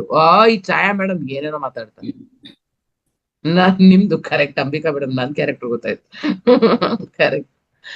ಸೊ ಇಲ್ಲಿ ಯಾರು ಏನೇನೋ ಗಾಸಿಪ್ ಮಾತಾಡಿದ್ರೆ ನೀವು ತಲೆ ಕೆಡ್ಸ್ಕೊಳ್ಬೇಕಾಗಿಲ್ಲ. ಇದು ಅವ್ರ ಪ್ರಾಬ್ಲಮ್. ಅವ್ರ ಜೀವನದಲ್ಲಿ ಏನ್ ಅನುಭವಿಸ್ತಾ ಇದಾರೋ ಯಾರಿಗ್ ಗೊತ್ತು ಅಲ್ವಾ? ಅವ್ರ ಲೈಫ್ ಅಲ್ಲಿ ಅವ್ರು ಏನೇನ್ ಹೇಳ್ತಿಂದು ಎದ್ ಬಂದ್ಯಾರೋ ನಿಮಗ್ ಗೊತ್ತಾ? ಅದನ್ನೆಲ್ಲ ನೀವು ಬದಲಾಯಿಸಕ್ ಸಾಧ್ಯನಾ? ನಾವು ಪ್ರಪಂಚನೆಲ್ಲ ಬದಲಾಯಿಸಕ್ ಹೋಗ್ತೀವ ಇಲ್ವಾ ನಮ್ಮನ್ನ ನಾವು ಬದಲಾಯಿಸ್ಕೊಳ್ಳೋ ಪ್ರಯತ್ನ ಪಡ್ತೀವ? ಯಾವ್ದು ಈಸಿ? ಯಾರಾದ್ರೂ ಹೇಳ್ಬೋದಾ ವಿಚ್ ಇಸ್ ಈಸಿ? ಅಲ್ವಾ? Self correction easy. ನನ್ ಮನೆ ಕ್ಲೀನ್ ಮಾಡ್ಕೊಳ್ಳೋದು ಈಸಿನಾ, ನಾನು ಹೋಗಿ ಎಲ್ಲರ ಮನೆ ಕ್ಲೀನ್ ಮಾಡೋದು ಈಸಿನಾ? ಬೆಳಗ್ಗೆ ಎದ್ದು ನನ್ ಮನೆ ಕ್ಲೀನ್ ಮಾಡ್ಕೊಳ್ಳೋದು ಈಸಿಯಪ್ಪ ನನಗೆ. ಸೊ ಅದೇ ಮಾಡೋಣ. ನಾವು ನಮ್ ಬಗ್ಗೆ ಕಾಳಜಿ ವಹಿಸೋಣ. ನಾವು ಗಾಸಿಪ್ ಮಾತಾಡೋದ್ ಬೇಡ, ನಾವ್ ಯಾರ್ದೇ ಮಾತನ್ನ ಮನ್ಸಿಗೆ ಹಚ್ಕೊಳ್ಳೋದ್ ಬೇಡ. ಅವ್ರೇನಕ್ಕೆ ಹೇಳ್ತಾ ಇದಾರೋ ಅವ್ರಿಗೆ ಬಿಟ್ಟಿದ್ದು. ಏನ್ ನೋವು ನುಂಡು ಬಂದಿದಾರೋ ನಮಗೇನ್ ಗೊತ್ತು? ನಮ್ದು ಬದಲಾಯಿಸ್ಕೊಳ್ಬೇಕು. ಓಕೆ, ನಮ್ದು ಬದಲಾಯಿಸ್ಕೊಳ್ಬೇಕು. ಕರೆಕ್ಟ್. ಸೊ ಎಲ್ರು ಅವ್ರವ್ರದ್ದೇ ಸೆಲ್ಫ್ ಕರೆಕ್ಷನ್ ಈಸಿ. ಕರೆಕ್ಟ್ ಪಾ. ಸೊ ಎಲ್ರು ಅವ್ರವ್ರ ಜೀವನದ ಹೀರೋಯಿನ್ಗಳು. ನಾವು ನಮ್ಮದೇ ಜೀವನದ ಹೀರೋಯಿನ್. ಇವತ್ತು ನಾನು ಎದ್ದು ನಿಂತಿದ್ದೀನಂದ್ರೆ ಅದಕ್ಕೆ ನಾನು ನನ್ನ ತುಂಬಾ ಸತತವಾದ ಪ್ರಯತ್ನ ಇರುತ್ತೆ. ಅದರಲ್ಲಿ ಸತತವಾಗಿ ಏಳು ಬೀಳುಗಳಿರುತ್ತೆ. ಯಾರು ಏನ್ ಸ್ಮೂತ್ ರೈಡಲ್ಲಿ ಬಂದಿಲ್ಲ ಇದುವರೆಗೂ. ಇವತ್ತು ಎದ್ದು ನಿಂತಿದ್ದೀನಿ ನಾನು ಅಂದ್ರೆ ಇದರಲ್ಲಿ ನಾನು ಎಷ್ಟು ಸಲ ಬಿದ್ದಿದ್ದೀನೋ, ಎಷ್ಟು ಸಲ ಎದ್ದಿದ್ದೀನೋ, ಎಷ್ಟು ಸಲ ಹೊಡೆತ ತಿಂದಿದ್ದೀನೋ, ಎಷ್ಟು ಸಲ ಅವಮಾನವನ್ನ ಸಹಿಸಿದ್ದೀನೋ, ಎಷ್ಟು ಸಲ ಅಳಿಸೋಗಿರೋ ಅಂತ ಅಂಚಲ್ಲಿದ್ದು ಬಂದಿದ್ದೀನೋ ಅಲ್ವಾ. ಸೊ ನನ್ನ ಜೀವನಕ್ಕೆ ನಾನೇ ಹೀರೋಯಿನ್. ನನ್ ಪ್ರಕಾರ ನಾನ್ ಮಾಡ್ತಿರೋದು ಸರಿ. ಅದು ರೇವತಿ ಮೇಡಮ್ ಹಿಡಿಸ್ತಲೇ ಇರ್ಬೋದು, ಮಿಲನ ಹಿಡಿಸ್ತಲೇ ಇರ್ಬೋದು, ಪುಷ್ಪವತಿ ಮೇಡಮ್ ಹಿಡಿಸ್ತಲೇ ಇರ್ಬೋದು ಅಲ್ವಾ. ಸೊ ಹಾಗಾಗಿ ನಾವು ಎಲ್ರನ್ನೂ ಬದಲಾಯಿಸಕ್ಕಾಗಲ್ಲ. ಅವ್ರೇನೋ ಹೇಳಿದ್ರೆ ಅದು ನಿಮಗ್ ಸತ್ಯ ಆಗ್ಬೇಕಾಗಿಲ್ಲ. ಯಾವಾಗದು ನೀವು ಹೌದಾ ನನ್ ಬಗ್ಗೆ ಹಿಂಗೆ ಹೇಳಿದ್ರ ಅಂದಿದ ತಕ್ಷಣ ಅದು ಸತ್ಯ ಆಗ್ಬಿಡುತ್ತೆ ನಿಮ್ಗೆ. ಉದಾಹರಣೆಗೆ ನಾನು ರೇವತಿ ಮೇಡಮ್ ನನಗೆ ಬೈದ್ರು, ಏನ್ ಮೇಡಮ್ ನೀವು ತುಂಬಾ ಸೋಂಬೇರಿ, ನೀವು ಕರೆಕ್ಟ್ ಟೈಮ್ ಜಾಯಿನ್ ಆಗಲ್ಲ ಅಂತ ಅವ್ರು ಹೇಳಿದ್ರೆ ನಾನು ಮನ್ಸಿಗೆ ತಗೊಂಡ್ಬಿಟ್ರೆ ಅದನ್ನ, ಏನಪ್ಪ ರೇವತಿ ಮೇಡಮ್ ಹಿಂಗೆ ಹೇಳಿದ್ರು ಅಂತ ಅಂದಿದ್ ನಿಮಿಷ ಅದು ನನಗದು ಸತ್ಯ ಆಗತ್ತೆ. ನಾನು ಏನೋ ಬೇಜಾರಲ್ಲಿ ಇದ್ರು ಬಿಡಿ, ರೇವತಿ ಮೇಡಮ್ ಹೇಳಿದ್ದು ನಾನು ಸೀರಿಯಸ್ ಆಗಿ ತಗೊಳ್ಬೇಡ್ದು ಅಂತ ಅನ್ಕೊಂಡ್ರೆ ಅದ್ ನನ್ ಸತ್ಯ ಆಗಲ್ಲ. ಸೊ ಟಾಲ್ಟೆಕ್ ಅವ್ರು ಹೇಳ್ತಾರೆ, don't take anything anybody's comment personally, ಮನ್ಸಿಗೆ ಹಾಕೊಳ್ಬೇಡಿ. ನಾವು ವರ್ಕ್ ಲೈಫ್ ಅಲ್ಲೂ ಹೇಳ್ತೀವಿ, ಎಲ್ಲಿ ನಾವು ಕೆಲಸ ಮಾಡ್ತಾ ಇರ್ತೀವಿ ಅಲ್ಲೂ ಹೇಳ್ತಾರೆ. ಯಾರು ತುಂಬಾ ಬಾಸ್ ಬೈದ್ರು ಅಂತ ಅಪ್ಸೆಟ್ ಆಗಿ ಬಂದಾಗ ಯೂಶಲಿ ಕೊಲೀಗ್ಸ್ ನಾವು ಹೇಳ್ತೀವಿ, ಯಾಕೆ ಪರ್ಸನಲಿ ತಗೊಳ್ತಾ ಇದೀಯಾ, ಜಾಬ್ ಇಸ್ ಅ ಜಾಬ್, ಕೆಲ್ಸದಲ್ಲಿ ಇದೆಯಾ ನೀನು, ಅವ್ರೇನೋ ಹೇಳಿರ್ತಾರೆ, ಅದು ಕೆಲ್ಸದ ಬಗ್ಗೆ ಇರ್ತಾರೆ, ಬಿಡು ಆಯ್ತು ಮಾಡಿ ಮುಗಿಸಿ ಮನೆಗೆ ಹೋಗು, ಅದಕ್ಕೆ ಯಾಕೆ ಅಷ್ಟೊಂದು ಪರ್ಸನಲ್ ತಗೊಳ್ತಾ ಇದೀಯಾ ಅಂತ ಹೇಳ್ತೀವಿ ನಾವು ಅಲ್ವಾ. ಹಾಗೆ ಅದು ನಮ್ಮ ಜೀವನಕ್ಕೂ ಇದು ಅನ್ವಯಿಸುತ್ತೆ. ಮನೇಲಿ ಯಾರಾದ್ರೂ ನಮ್ಗೆ ನಮ್ ಬಗ್ಗೆ ಏನಾದ್ರು ಹೇಳಿದಾಗ ಇಸ್ ಇಗ್ನೋರ್ ಕಿನ better word, you accept them as they are. ಅವ್ರು ಹೇಗಿದ್ದಾರೆ ಹಾಗೆ ಸರಿ. ಉದಾಹರಣೆಗೆ ನಮ್ಮ ಮನೇಲಿ ಒಂದು ಹಳೆಯ ಅಜ್ಜಿ ಇದ್ದಾರೆ ಅನ್ಕೊಡಿ, ತುಂಬಾ ವಯಸ್ಸಾಗಿದೆ, ಅವ್ರು ಮುದ್ದಾದ ಅಜ್ಜಿ. ಅವರು ಎಷ್ಟೊಂದು ಸಂಪ್ರದಾಯವನ್ನ ನೋಡಿರ್ತಾರೆ, ಎಷ್ಟೋ ಜನರೇಷನ್ ನ ನೋಡಿರ್ತಾರೆ. ಅವ್ರು ಒಂದ್ ಮೂಲೆಯಲ್ಲಿ ಕುತ್ಕೊಂಡು ಎಲ್ರಿಗೂ ಬೈತಾನೇ ಇರ್ತಾರೆ, ಹೌದಾ. ನೀವು ಬೇಜಾರ್ಕೊಳ್ತೀರಾ ಅದಕ್ಕೆ? ಮುದ್ದಾಡೋಗಿರ್ತೀರಾ, ಅಜ್ಜಿ ಆಯ್ತು ಬಿಡು ಆಯ್ತು ಊಟ ಮಾಡಿ ಮಲ್ಕೋ ಅಂತ ಹೇಳ್ತೀರಾ, ಮುದ್ದಾಡಿರ್ತೀರ. ಹಾಗೆ ಒಂದ್ ಪುಟ್ಟು ಮಗು ಇರುತ್ತೆ, ಅದು ಎಲ್ಲರಿಗೂ ಹೊಡಿಯುತ್ತೆ, ತಂದೆ ತಾಯಿಗೆ ಕಾಲಲ್ಲಿ ಹೊಡಿಯುತ್ತೆ. ಬೈಕೊಂತೀರಾ ನೀವು ಆ ಮಗುನ? ನಾವ್ ಹೇಳ್ತೀವಿ, ಅರೆ ಮಗುಪ, ಮುದ್ದಾದ ಮಗು, ಪಾಪ ಏನು ಮಾಡ್ತಾ ಇದೆ, ಚೆನ್ನಾಗ್ ಹೊಡಿಯುತ್ತೆ ಕಾಲಲ್ಲಿ ಅಂತ ನಾವು ಒಪ್ಕೊಳ್ತೀವಿ ಅದನ್ನ. I think that's a best perspective, ಅದು ಬೆಸ್ಟ್ ಆಟಿಟ್ಯೂಡ್. ಯಾರು ಹೆಂಗೆ ಏನ್ ಹೇಳಿದ್ರೆ ಅದನ್ನ ಅವ್ರನ್ನ ಒಪ್ಕೊಳ್ಳಿ. ಅವ್ರು ಏನ್ ಹೇಳ್ತಾರ ಅದನ್ನ ಒಪ್ಕೊಳ್ಳೋದು ಬೇಡ, ಅದನ್ನ ನೀವು ಒಳಗಡೆ ಇಳಿಸ್ಕೊಳ್ಳೋದು ಬೇಡ. ಒಂದು ಸ್ಟ್ರಾಂಗ್ ಬಾರ್ಡರ್ ಇರ್ಬೇಕು ನಿಮ್ ಸುತ್ತು. ಸ್ವಂತ ಮಕ್ಕಳಾಗ್ಲಿ, ಸ್ವಂತ ಗಂಡ ಆಗ್ಲಿ, ಹೆಂಡತಿ ಆಗ್ಲಿ, ಅಪ್ಪ ಅಮ್ಮ ಆಗ್ಲಿ, ಅವ್ರು ಹೇಳೋದು ಈ ಬಾರ್ಡರ್ ಇಂದ ಹೊರಗಿರ್ಬೇಕು. ಈ ಬಾರ್ಡರ್ ಒಳಗ್ ಬರ್ಬೇಡ್ದು. ಈ ಬಾರ್ಡರ್ ಒಳಗೆ ಏನ್ ಬರ್ಬೇಕು? ನಿಮ್ಮ ಅನಿಸಿಕೆ ಬರ್ಬೇಕು, ನಿಮ್ಮ ಅನಿಸಿಕೆ ಅಷ್ಟೇ ಇರ್ಬೇಕು. ಹಿಂದಿಲ್ ಒಂದ್ ವರ್ಡ್ ಹೇಳ್ತಾರೆ, ಸಬ್ಕಾ ಸುನೋ ಅಪ್ನಾ ಕರೋ. ಎಲ್ಲರದು ಕೇಳಿಸ್ಕೊಳ್ಳಿ, ಓಕೆ ಓಕೆ, ನಿಮ್ಗ ಅನ್ಸಿದ್ ಮಾಡಿ. ನಿಮ್ಗ ಅನ್ಸಿದ್ ಮಾಡೋದು ಸರಿ ಅಂತ ಯಾವಾಗ ಗೊತ್ತಾಗುತ್ತೆ? ನೀವು ಧ್ಯಾನಿ ಆಗಿದ್ರೆ ಸರಿ ಇರುತ್ತೆ, ಖಂಡಿತವಾಗಿ ಸರಿ ಇರುತ್ತೆ. ನಾನ್ ಮೆಡಿಟೇಟರ್ ಆದ್ರೆ ಗ್ಯಾರಂಟಿ ಇಲ್ಲ. ಓಕೆ, ಸೊ ಎರಡನೇ ಒಪ್ಪಂದ ಏನಪ್ಪಾ ಅಂದ್ರೆ, do not take anything personally. ಯಾವುದನ್ನು ಮನ್ಸಿಗೆ ಹಚ್ಕೊಳ್ಬೇಡಿ, ಯಾರನ್ನು ಸೀರಿಯಸ್ ಆಗಿ ತಗೊಳ್ಳೋ ಅವಶ್ಯಕತೆ ಇಲ್ಲ. ಅವ್ರವ್ರ ರೀತಿಯವ್ರು ಅವ್ರು ಮಾತಾಡ್ತಾರೆ, ಅಯ್ಯೋ ಪಾಪ ಮಾತಾಡ್ಕೊಳ್ಳಿ ಬಿಡು ಅಂತ ಹೇಳ್ಕೊಳ್ಬೇಕು. ನಿಮ್ದಕ್ಕೆ ನಿಮ್ಮ ನಡೆಗೆ ಏನ್ ಸರಿ ಅನ್ಸ್ತೋ ಅದನ್ನ ಮಾಡ್ಬೇಕು. ಓಕೆ, ಯಾರಾದ್ರೂ ಹೇಳಿದ್ರೆ ನೀನ್ ಹೇಳಿದ ಮಾತ್ ನಂಗೆ ಎಷ್ಟ್ ಬೇಜಾರಾಗಿ ಗೊತ್ತಾ, ನನ್ ಪೂರ್ತ ಜೀವನ ಹಾಳಾಯ್ತು ಅಂತ ಯಾರಾದ್ರೂ ಹೇಳಿದ್ರೆ ಅದು ಸರಿನಾ? ಇವಾಗ ಯಾರಾದ್ರೂ ಮಾತ್ರದಿಂದ ನನ್ ಜೀವನ ಹಾಳಾಗ್ತಾ ಇದೆ ಅಂದ್ರೆ ನನ್ ಮಗ ಏನ್ ಹೇಳತ್ತೆ? ಅದು ನನ್ನಲ್ಲಿ ಕ್ಷಮತೆ ಇಲ್ಲ ಅನ್ನೋದೇ ಸತ್ಯ ಅಲ್ವಾ. ಸೊ ಇಲ್ಲಿ ಡಾನ್ ಡಾನ್ ರಿಗ್ ಹೇಳ್ತಾರೆ, ಯಾರಾದ್ರೂ ಆ ತರ ಹೇಳಿದ್ರೆ ಅಂದ್ರೆ ಅವ್ರೆಂತ ಮೂಡರು ಅಂತ ಯೋಚನೆ ಮಾಡ್ಕೊಳ್ಳಿ ನೀವು. ಯಾರ್ದು ಮಾತಿಂದ, ಯಾರ್ದು ಕೆಲಸದಿಂದ, ಯಾರ್ದು ಆಕ್ಷನ್ ಇಂದ ಇನ್ನೊಬ್ರ ಲೈಫ್ ಹಾಳ್ ಮಾಡಕ್ ಸಾಧ್ಯನೇ ಇಲ್ಲ. ನಮ್ಮ ಜೀವನ ಹಾಳಾಗ್ಬೇಕಂದ್ರೆ ಅದು ನಮ್ ಕೈಯಲ್ಲಿ ಮಾತ್ರ ಸಾಧ್ಯ. ಯಾಕಂದ್ರೆ ನನ್ನ ಜೀವನಕ್ಕೆ ನಾನೇ ಒಡೆಯ, ನಾನೇ ಒಡತಿ, ನಾನೇ ಹೀರೋ, ನಾನೇ ಹೀರೋಯಿನ್. ನಿಮ್ಮ ಜೀವನ ಇಲ್ಲಿಂದ ಯಾವ ಮಟ್ಟದಲ್ಲಿ ಬೆಳಿಬೇಕು, ಯಾವ ಮಾರ್ಗದಲ್ಲಿ ಬೆಳಿಬೇಕು, ಯಾವ ಸ್ಪೀಡಲ್ಲಿ ಬೆಳಿಬೇಕು, ಇದೆಲ್ಲದಕ್ಕೂ ನೀವೇ ಜವಾಬ್ದಾರ. ನೀವ್ ಹೇಳಕ್ಕಾಗಲ್ಲ, ಇಲ್ಲ ಇಲ್ಲ ಇಲ್ಲ ನಮ್ಮ ಮನೇಲಿ ಇದೆಲ್ಲ ಆಗಲ್ಲ, ನಮ್ಮ ಮನೇಲಿ ಇದೆಲ್ಲ ಬಿಡಲ್ಲ, ನಮ್ಮ ಮನೇಲಿ ಎಷ್ಟು ಸ್ಟ್ರಿಕ್ಟ್ ಗೊತ್ತಾ, ಇದೆಲ್ಲ ಹೇಳಕ್ಕಾಗಲ್ಲ. ಯಾಕಂದ್ರೆ ಯಾರು ನಿಮ್ಮನ್ನ ಕಟ್ಟಿಟ್ಟಿದ್ದಾರೆ? ಯಾರಾದ್ರೂ ಕಟ್ಟಿಟ್ಟಿದಾರ? ಯಾರು ಇಲ್ಲ. ನಮ್ಮನ್ನ ನಾವೇ ಕಟ್ಟಿಟ್ಟಿರೋದು, ನಮ್ಮನ್ನ ನಾವೇ ಬಿಡುಗಡೆನು ಮಾಡ್ಕೊಳ್ಬೇಕು. ಆಪೋದೀಪೋದ್ಭವ ಅಲ್ವಾ? ಗೌತಮ ಬುದ್ಧನ ಕೊನೆಯ ವಾಕ್ಯ ಏನ್ ಬಂತಪ್ಪ ಅಂದ್ರೆ ಆಪೋದೀಪೋದ್ಭವ. ನಿನ್ನ ಜೀವನಕ್ಕೆ ನೀನೇ ಬೆಳಕಾಗು. ಯಾರು ಬರಲ್ಲ ಬೆಳಕು ತಗೊಂಡು ನೀನ್ ಮುಂದೆ ಬೆಳಿ, ನಾನ್ ಬರ್ತೀನಿ ನಿನ್ ಜೊತೆ ಅಂತ ಯಾರು ಹೇಳಲ್ಲ ಸ್ನೇಹಿತರೆ. ನೀವು ಜೀವನ ಅಲ್ಲ, ನಿಮ್ ಮಕ್ಕಳನ್ನ ನೋಡ್ಕೊಂಡೆ, ನಿಮ್ ಗಂಡನ್ನ ನೋಡ್ಕೊಂಡೆ, ಅತ್ತೆ ಮಾವನ್ನ ನೋಡ್ಕೊಂಡೆ ಅವ್ರು ನಿಮ್ಮ ಜೀವನಕ್ಕೆ ಬೆಳಕಾಗಕ್ ಸಾಧ್ಯನೇ ಇಲ್ಲ. ನೀವು ಸೇವೆ ಮಾಡ್ತಾ ಇದ್ದೀರಾ, ಸರಿಯಾಗಿ ಮಾಡಿ, ಕರೆಕ್ಟ್. ಆದ್ರೆ ನಿಮ್ಮ ಜೀವನಕ್ಕೆ ಏನ್ ಬೇಕೋ ಅದ್ ನೀವು ಮಾತ್ರನೇ ಒದಗಿಸ್ಬೇಕು. ಯಾಕಂದ್ರೆ ನಿಮಗ್ ಗೊತ್ತು ಇಲ್ಲಿಂದ ಎಲ್ಲಿಗೆ ಬೆಳಿಬೇಕು ಅಂತ. Only you are responsible for your growth and only you know in what direction you have to grow. ಓಕೆನಾ? ಈ ಎರಡು ಒಪ್ಪಂದು ಕ್ಲಿಯರ್ ಆಗಿದೆಯಪ್ಪ ಎಲ್ಲರಿಗೂ? Are we clear with these two agreements? ಎರಡನೇದು ಡು ನಾಟ್ ಟೇಕ್ ಪರ್ಸನಲಿ. ಮೂರನೇ ಅಗ್ರಿಮೆಂಟ್ ಹೋಗೋಣ. Do not make assumptions. ಅಂದ್ರೆ ಏನು ಊಹಾಪೋಹಗಳ ಜೀವನ ನಡೆಸಬೇಡ, ಊಹೆಗಳನ್ನ ಮಾಡ್ಕೊಳ್ಬೇಡ, ಧಾರಣೆಗಳನ್ನ ಇಟ್ಕೊಳ್ಬೇಡ. ಅದಕ್ಕೆ ಉದಾಹರಣೆ ಕೊಡ್ತೀನಿ. ಈ ಪ್ರಪಂಚದಲ್ಲಿ ಎಲ್ಲಾ ದುಃಖ, ನಾಟಕ, ಗಲಾಟೆ, ಜಗಳಗಳು, ವೈಮನಸ್ಯ ಎಲ್ಲ ಏನಕ್ಕೆ ಬರ್ತಾ ಇದೆ ಅಂದ್ರೆ ನಾವೇ ಮಾಡ್ಕೊಂಡಿರೋಂತ ಊಹಾಪೋಹಗಳ ಪ್ರಪಂಚದಲ್ಲಿ ಇದೀವಿ. ಅದಕ್ಕೆ it's all because of our assumptions. The whole drama unfolds in our life because of our assumption. ಅಂತ ಎಲ್ಲದರಲ್ಲಿ ಒಂದು ಅಸಂಪ್ಷನ್. ನಾವು ಉದಾಹರಣೆ, ಯಾರು ನಮ್ ಫ್ರೆಂಡ್ ಎದುರುಗಡೆ ಬರ್ತಾ ಇದ್ದಾರೆ, ನೀವು ಇಷ್ಟು ದೂರದಿಂದ ನೀವು ವೇವ್ ಮಾಡ್ತಾ ಹೇ ಹಾಯ್ ಅಂತ.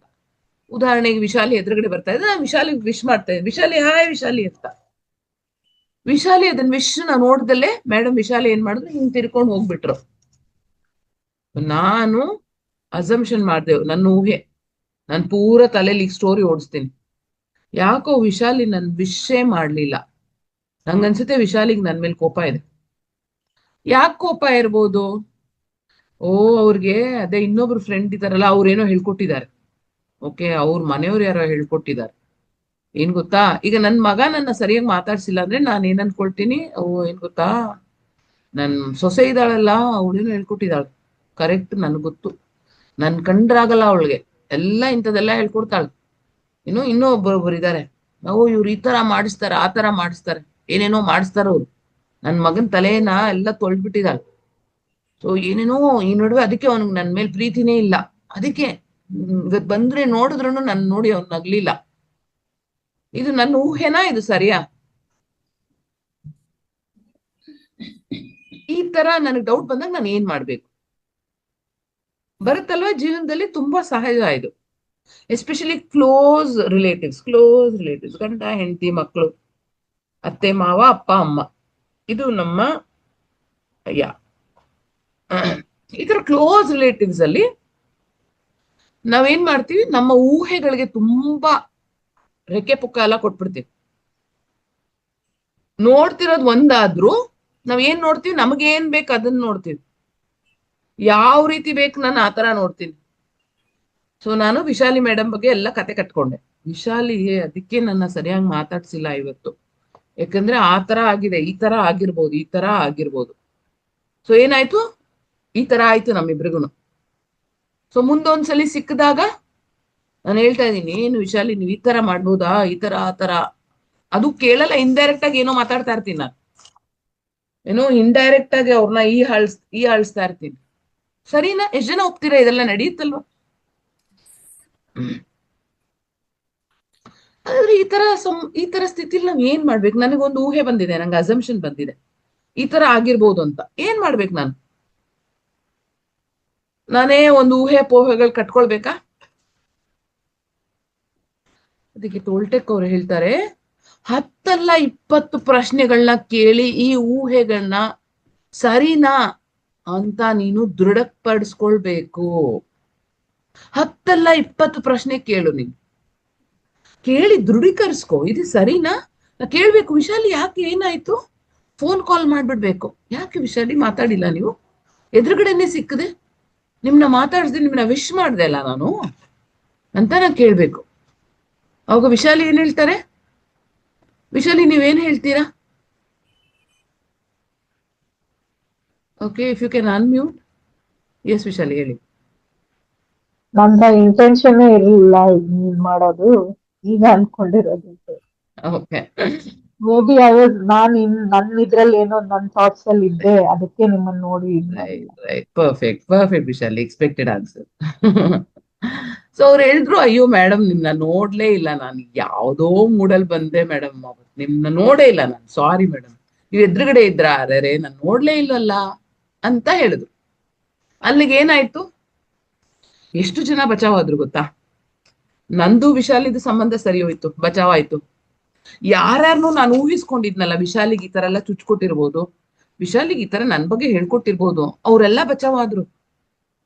ಮುಂದೆ ನನಗೂ ಆಗೋ ವಿಶಾಲಿಗಾಗೋ ದೊಡ್ಡ ಜಗಳ ತಪ್ತು. ಸೊ ಒಂದು ಊಹೆ, ಒಂದು ಶಂಕೆ, ಒಂದು ಡೌಟ್ ಇರ್ದಂಗೆ ಕ್ಲಿಯರ್ ಮಾಡ್ಕೊಳ್ಬೇಕು. ಎಸ್ಪೆಷಲಿ ತುಂಬಾ ಕ್ಲೋಸ್ ರಿಲೇಟಿವ್ಸ್ ಅಲ್ಲಿ. ಇದರಿಂದ ಎಷ್ಟು ಸಂಬಂಧಗಳು, ಎಷ್ಟು ಮನೆಗಳು ಹಾಳಾಗಿದೆ ಸ್ನೇಹಿತರೆ. ನಮ್ಮದೇ ಪ್ರಪಂಚದಲ್ಲಿ ನಾವೊಂದು ಕತೆ ಕಟ್ಕೊಂಡ್ಬಿಟ್ಟಿರ್ತೀವಿ. ಉದಾಹರಣೆಗೆ ನಾನ್ ಮಾಡ್ತಾ ಇದ್ದೆ ಮುಂಚೆ, ಧ್ಯಾನಕ್ಕೆ ಬರೋಕ್ ಮುಂಚೆ, ನಮ್ಮ ಮನೆಯವರು ಸ್ವಲ್ಪ ಲೇಟ್ ಆಗಿ ಬಂದ್ರೆ ಒಂದು 10 ಪ್ರಶ್ನೆಗಳು ಕೇಳ್ತಾ ಇದ್ದೆ. ಯಾಕೆ ಇಷ್ಟೊತ್ತೆ? ಕೇಳೋದು ಇಲ್ಲ, ಮನ್ಸಲ್ಲೇ ಸ್ಟೋರಿ ಇಟ್ಕೊಂಡ್ ಬಿಡ್ತಾ ಇದ್ದೆ ನಾನು. ಬೇಕಂತ ಲೇಟ್ ಆಗಿ ಬರ್ತಾ ಇದ್ದಾರೆ, ಏನ್ ಗೊತ್ತಾ, ಈ ನಡುವೆ ತುಂಬಾ ಲೇಟ್ ಆಗಿ ಬರ್ತಾ ಇದ್ದಾರೆ ಬೇಕಂತ. ಸೊ ಏನಿರ್ತಾ ಇರ್ಲಿಲ್ಲ ಅಲ್ಲಿ ಕತೆ, ಸುಮ್ನೆ ನಂದೇ ಒಂದು ಡ್ರಾಮಾ ಆಗಿರೋದು. ಸೊ ಸಂಬಂಧಗಳಿಗೆ ಇದು ಹಾನಿಕಾರಕ. ಪ್ರತಿಯೊಂದು ದಿನ, ಪ್ರತಿಯೊಂದು ಹೆಜ್ಜೆಯಲ್ಲೂ ನಾವು ಸಂಬಂಧಗಳ ಸುಧಾರಣೆ ಕಡೆನೆ ನಾವು ಮುಂದುವರಿಬೇಕು. Every day, every single day, every single situation, we should all work towards bettering our relationship and never never never spoil or break our relationship. ಸಂಬಂಧಗಳೇ ನಮ್ಮ ಆತ್ಮಕ್ಕೆ, ನಮ್ಮ ಆಧ್ಯಾತ್ಮಿಕ ಬೆಳವಣಿಗೆಗೆ ಕಾರಣ. ಹಾಗಾಗಿ ಅದನ್ನ ಕಟ್ಟುವಂತ ಪ್ರಯತ್ನವೇ ಮಾಡ್ಬೇಕು. So no assumption. 4ನೇದು, do everything at your best. ಈ ಮೊದಲ 3 ಅಗ್ರಿಮೆಂಟ್ ವರ್ಕ್ ಆಗ್ಬೇಕಂದ್ರೆ ಈ 4ನೇ ಅಗ್ರಿಮೆಂಟ್ ತುಂಬಾ ತುಂಬಾ ತುಂಬಾ ಮುಖ್ಯ. ನಾವ್ ಏನಕ್ಕೆ ಈ 4 ಅಗ್ರಿಮೆಂಟ್ ಮಾಡ್ತಾ ಇದೀವಿ ಅಂದ್ರೆ, ನೆನ್ಪಿದ್ಯಾ? ಎಲ್ಲಿಂದ ಶುರು ಮಾಡಿದ್ವಿ? ಯಾರಾದ್ರೂ ಹೇಳ್ಬೋದಾ? ಏನಕ್ಕೆ ಬೇಕು ಈ 4 ಅಗ್ರಿಮೆಂಟ್?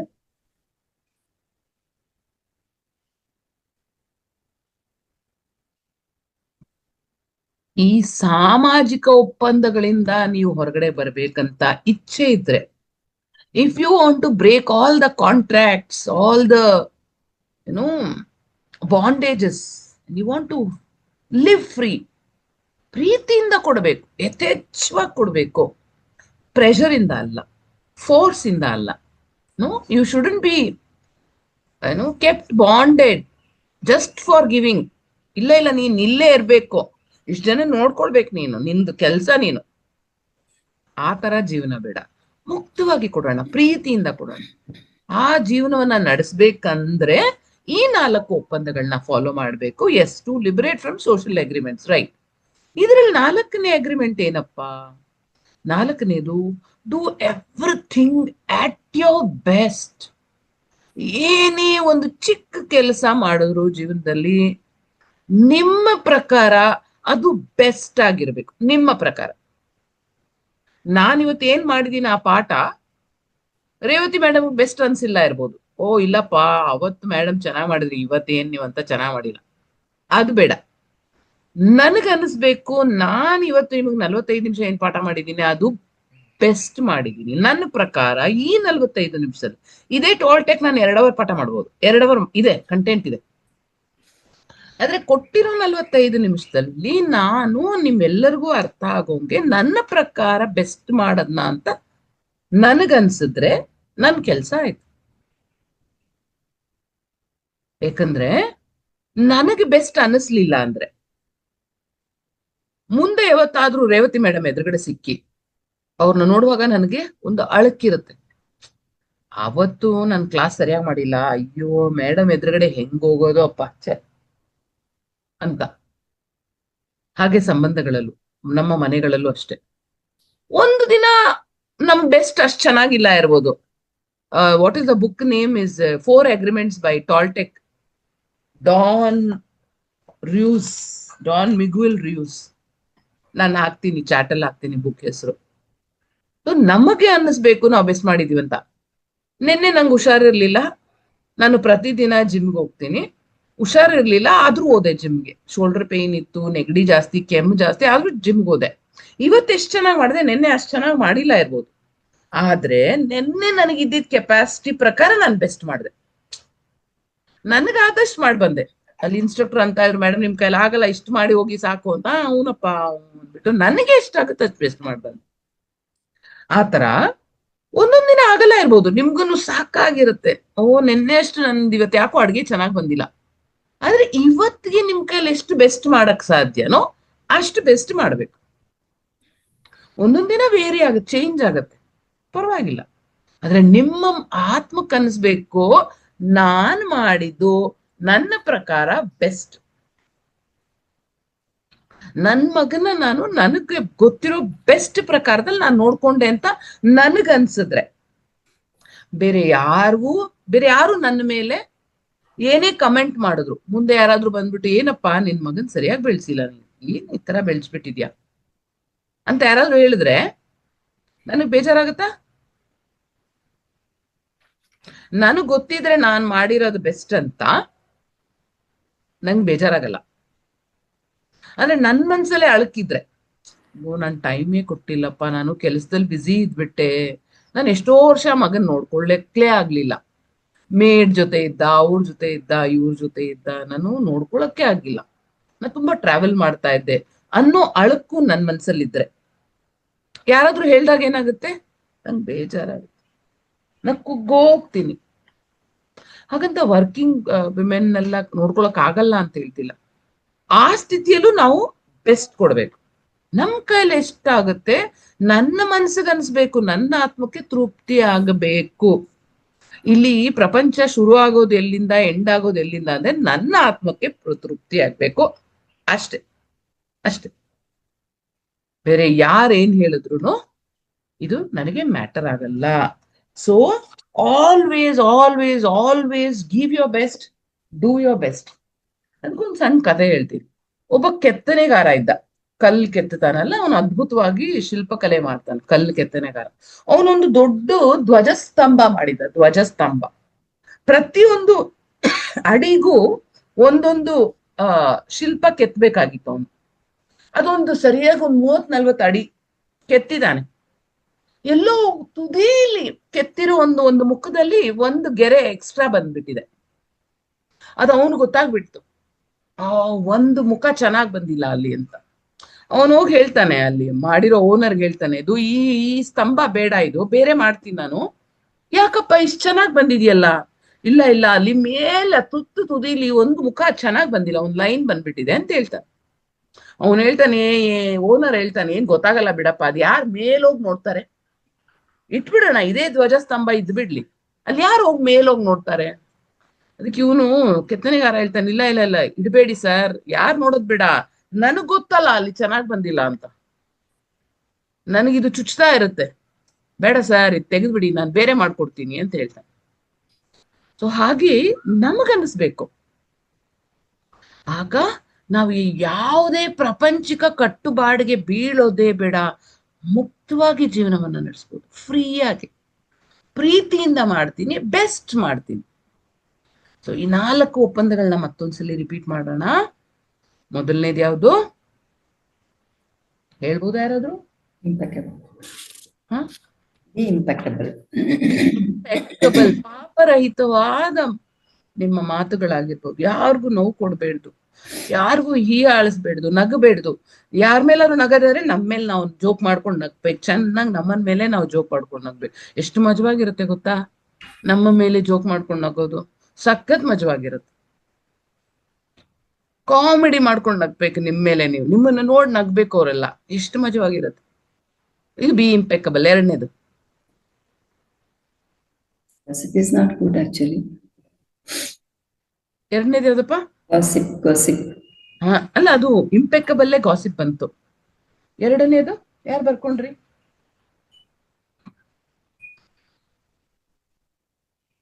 ಹಾ ಹೇಳಿಪ್ಪ, ದಿವ್ಯಾ ನಾಗೇಶ್ ಹೇಳಿ. Don't take anything personally. Don't take anything personally. Don't take any words, anybody's comments personally. ಯಾರ್ ಕಮೆಂಟ್ ಹೊರಗಡೆ ಯಾರು ಏನೇ ಹೇಳಿ ಮನ್ಸಿಗೆ ಹಚ್ಕೊಳ್ಬೇಡಿ, ಇಲ್ಲೇ ಇಟ್ಕೊಳ್ಳಿ. ನಾನ್ ಹೇಳ್ತೀನಿ ಅವಾಗ, ಒಂದು ಕೈ ಅಗಲ ಡಿಸ್ಟೆನ್ಸ್ ಇಟ್ಕೊಳ್ಳಿ, ಅಲ್ಲೇ ಇರ್ಬೇಕದು, ಅಲ್ಲೇ ಬಂದು ವಾಪಸ್ ಹೋಗ್ಬೇಕಲ್ಲಿ. ನಿಮ್ಗೂ ಆ ಮಾತುಗಳಿಗೂ ಒಂದು ಕೈ ಡಿಸ್ಟೆನ್ಸ್ ಇಟ್ಕೊಳ್ಬೇಕು. Yes, don't take things personally. Very good. ಮೂರನೇದು Do not make assumptions. Make assumptions. Very good. ಯಾವುದೇ ಧಾರಣೆಗಳನ್ನ ಪತ್ರಿಸರ್ ಹೇಳ್ತಾರೆ, no judgment, no complaint, no gossiping. So ಯಾರ ಬಗ್ಗೆನೂ ನಾವು ಅಸಂಪ್ಷನ್ಸ್ ಮಾಡ್ಬೇಡ. ಏನ್ ನಿನಗೆ ಬಾಯಿ ಇಲ್ವಾ, 10 ಅಲ್ಲ 20 ಪ್ರಶ್ನೆ ಕೇಳಿ ಅದನ್ನ ಕ್ಲಿಯರ್ ಮಾಡ್ಕೋ. ಕನ್ನಡದಲ್ಲೂ ಹೇಳ್ತೀವಲ್ಲ ನಾವು, ಏನು ಕಣ್ಣಲ್ಲಿ ನೋಡಿದ್ದನ್ನ ಪ್ರಮಾಣಿಸಿ ನೋಡು. ಪರಾಮರ್ಶೆ. ಎಸ್. ಸೊ ಅದು 4ನೇದು ಪ್ರಮಾಣಿಸಿ ನೋಡು. Do your best. Yes, do your best. Always give your best. Do the best best best. ಮತ್ತೆ ನೀವು ಹಿಂತಿರುಗೇ ನೋಡಲ್ಲ, ಮುಂದಕ್ಕೆ ಬೆಳ್ಕೊಂಡು ಹೋಗ್ಬಿಡ್ತೀರಾ. ಯಾರು ನಿಮ್ಮನ್ನ ತಡೆಯಲ್ಲ. ಓಕೆ, ಸೊ ಇದು ನಮ್ಮ ಈ ದಿನದ ಕಾನ್ಸೆಪ್ಟ್. ಯಾರಿಗಾರು ಏನಾದ್ರು ಪ್ರಶ್ನೆ ಇದ್ರೆ Yes. ಕುತ್ಕೊಂಡ್ಬಿಡೋಣ. Any question, any clarification?